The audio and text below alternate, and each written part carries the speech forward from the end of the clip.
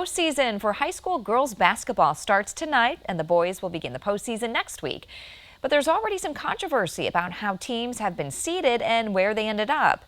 WIAA explains why some say the selection process needs to change.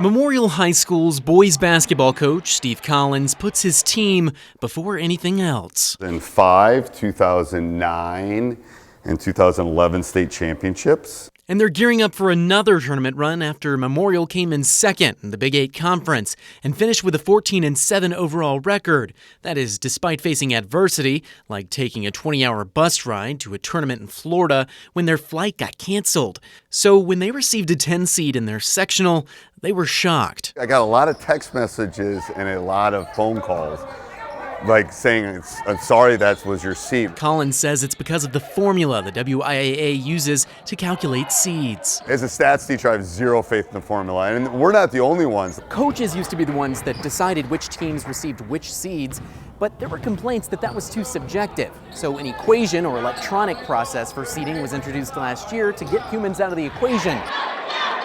We're hearing from coaches that are struggling with, I beat that team and I should be seated above them.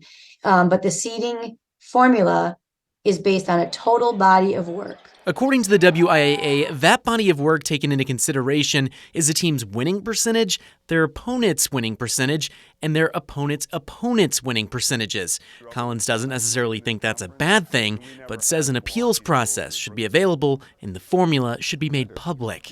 We don't know what's weighted more than anything else.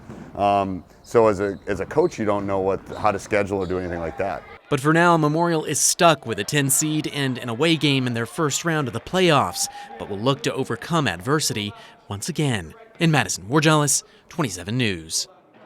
WIAA officials say it's also important to note that the Coaches Association originally voted to switch to the formula system.